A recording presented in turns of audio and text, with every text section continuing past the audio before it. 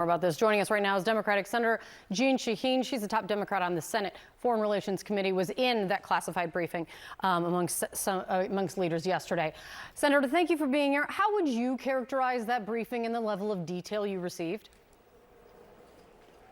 Well, we got significant detail with respect to the military mission, and there's no doubt that was masterful, both on the part of the men and women in our military who participated and the intel community that was critical to that. But in terms of what comes next and the actions that are going to secure the goals that the administration seems to be articulating for Venezuela, there were not a lot of details.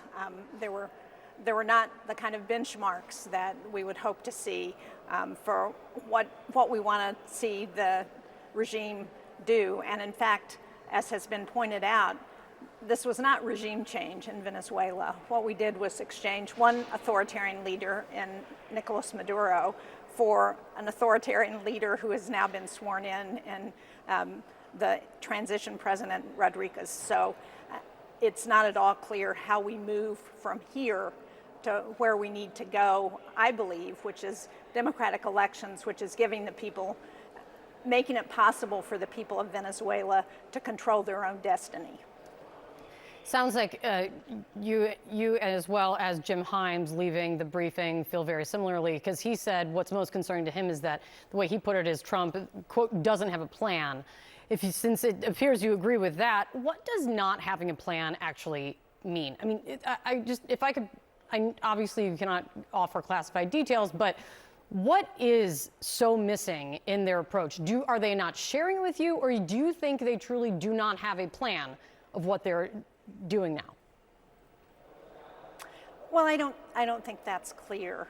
There were some very specific questions about what timelines are, what benchmarks would be. I certainly support the goal of reducing the influence of Russia, China, and Iran in Venezuela and throughout Latin America. I think that's in America's interest, but not clear exactly how that's going to happen and the extent to which the new leadership in Venezuela, which is really part of the Maduro regime, how they're going to respond.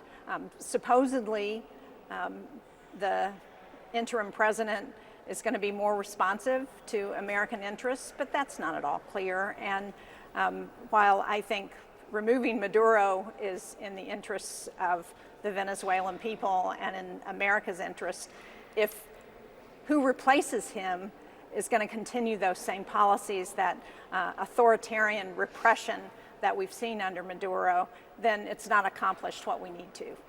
One of the elements that is confusing. Unfortunately, go ahead. I was just going to say, one of the elements that's confusing a lot of people is Trump's notable lack of support for the opposition movement in Venezuela, which you're kind of getting at.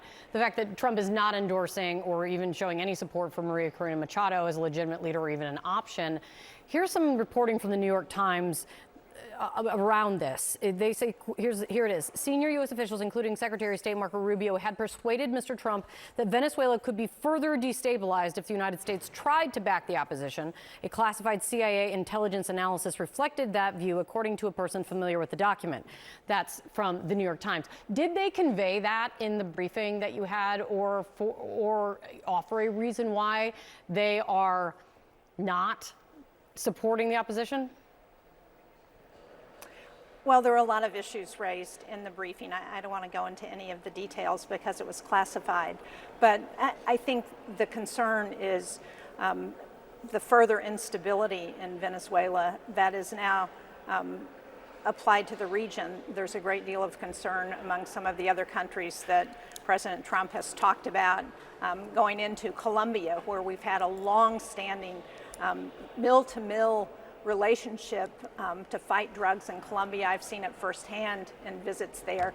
So, and then the taking of Greenland, which alienates our allies who are so important as we look at the challenges that we face in protecting America's security. So I think there are a lot of serious questions that have been raised, not to mention the concerns among my constituents and other Americans about what it means that the president is so focused on what's happening in Venezuela and talking about investing dollars there when we've got millions of people who are losing their health insurance, when we have people who are worried about the cost of living and how they're going to deal with paying for their energy and their housing and their groceries. And the president seems to not care about that at all. Senator, are you leaving this briefing thinking that the threat of Donald Trump taking over Greenland is serious? I personally don't believe it is serious, because to do that would be to undermine NATO, to undermine the transatlantic alliance, which has been so critical to America's security, to the international order since the end of World War II.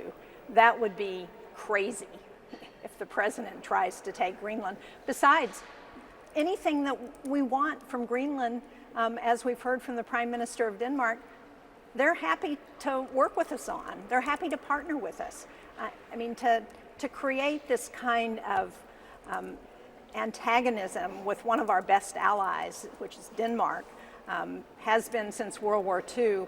They have been there in the fight with the United States every time we've asked them. And to create that kind of distrust just is undermining to our own national security here in America. Ambassador John Bolton was just on with me. He said even if this conversation around Greenland continues much longer, he thinks it could threaten to break NATO at this point. Senator Jeanne Shaheen, thank you for coming in. I sincerely appreciate your time.